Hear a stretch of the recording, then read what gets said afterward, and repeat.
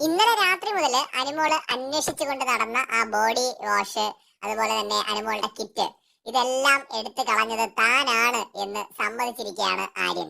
ലൈവിൽ നടന്ന കാര്യം തന്നെയാണ് ഇപ്പൊ എപ്പിസോഡിലും അത് ടെലികാസ്റ്റ് ചെയ്തിട്ടുണ്ട്. അതായത് ആര്യന് മിക്കവാറും ഈ കാര്യത്തിൽ പണി കിട്ടാൻ ചാൻസ് കാണുന്നുണ്ട്.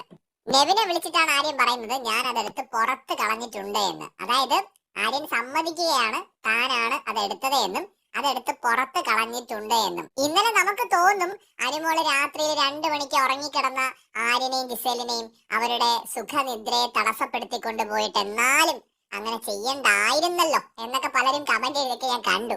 സംഗതി അത് ആര്യനല്ല എടുത്തതെങ്കിൽ ആ പറഞ്ഞത് ശരിയുമായിരുന്നു.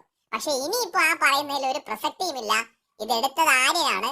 അതായത് ചത്തത് കീചകനെങ്കിൽ കൊന്നത് ഭീമൻ തന്നെ എന്ന് അനുമോൾക്ക് അറിയാമായിരുന്നു. അതായത് തന്റെ കിറ്റ് അവിടെ നിന്ന് അടിച്ചു മാറ്റി കളയാൻ മാത്രം അത്രയും ചിന്തിക്കുന്ന ഒരാൾ അവിടെ ഉണ്ടെങ്കിൽ അത് ആര്യൻ തന്നെ ആകുമെന്ന് അനുമോൾ കരുതിയത് വെറുതെ അല്ല. അപ്പോ ആര്യനെ അനുമോൾ സംശയിച്ചതിൽ തെറ്റില്ല.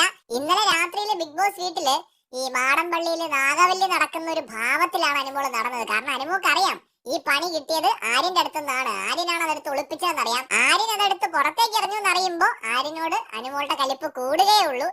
സീരിയസ്ലി അനുമോളെ അങ്ങനെ എല്ലാ കാര്യത്തിലും കുറ്റം പറയാൻ പറ്റില്ല. കാരണം ആ രീതിയിൽ ടോർച്ചർ ചെയ്യുന്നുണ്ട് അനുമോളെ. അവിടെ നമ്മൾ കാണുന്നത് മാത്രമായിരിക്കില്ല, പിന്നാലെ നടന്നെന്ന് വെച്ചാൽ അക്ബറിന്റെ വക ഒരു കണക്ക്, ആര്യന്റെ വക ഒരു കണക്ക്, റെനയുടെ വക, അതുപോലെ അപ്പാനിയുടെ വക. ഒന്ന് ആലോചിച്ചു, ഒരു വ്യക്തിയെ ഒരാളല്ല എങ്കിൽ അത് ഗെയിം എന്ന് പറയാം.